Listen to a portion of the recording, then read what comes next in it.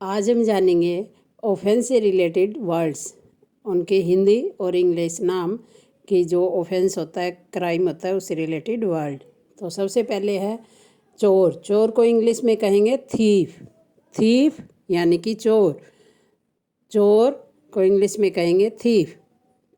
जो चोरी करता है उसे कहते हैं चोर और इंग्लिश में थीफ। उसके बाद आता है जेब कतरा। जेब कतरा को इंग्लिश में कहेंगे pick pocket. Pick pocket. Pick pocket Hindi में हम बोलेंगे जेब कतरा। जेब कतरा। डकैत। डकैत को इंग्लिश में बोलेंगे डेकोइट। डेकोइट। डेकोइट यानी कि डकैत। डकैत हिंदी में और इंग्लिश में डेकोइट। रोबर। रोबर यानी कि लुटेरा। लुटेरा जो किसी को डरा धमका के कोई चीज़ छीन लेता है उसे कहते हैं लुटेरा, और इंग्लिश में हम कहेंगे रोबर। इसी तरह से सेंधमार। सेंधमार इंग्लिश में हम बोलेंगे ब्रगलर। ब्रगलर। सेंधमार वो होता है जो चुपके से किसी के घर में सेंध लगाता है, इंग्लिश में ब्रगलर। फिर आता है किडनैपर। किडनैपर हिंदी में अपहरणकर्ता। अपहरणकर्ता इंग्लिश में बोलेंगे किडनैपर।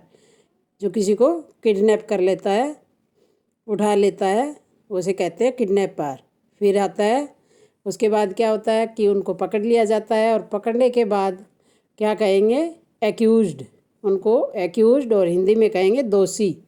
दोषी को इंग्लिश में कहेंगे एक्यूज्ड। फिर आती है हथकड़ी। हथकड़ी को कहेंगे हैंडकफ्स।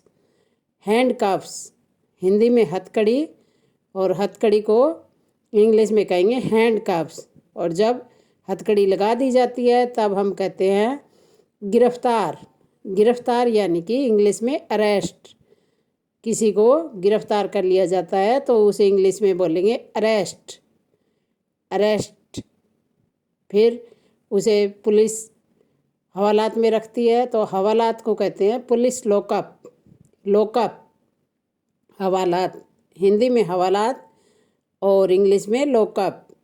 फिर उसके बाद में जांच पड़ताल होती है तो जांच पड़ताल को हम कहते हैं इंग्लिश में इन्वेस्टिगेशन।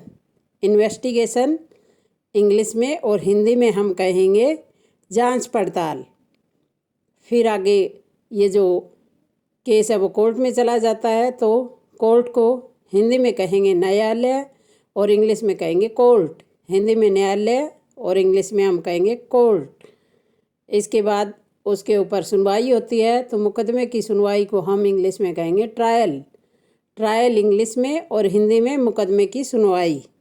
मुकदमे की सुनवाई और इंग्लिश में ट्रायल। उसके बाद जो गवाह को बुलाया जाता है तो गवाह को क्या कहते हैं हम विटनेस।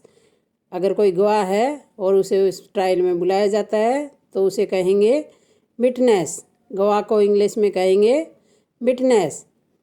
उसके बाद में सज़ा सुनाई जाती है और दोषी होने पर उसे डाल दिया जाता है जेल में। जेल को इंग्लिश में कहेंगे prison. Prison. Thank you. Bye bye.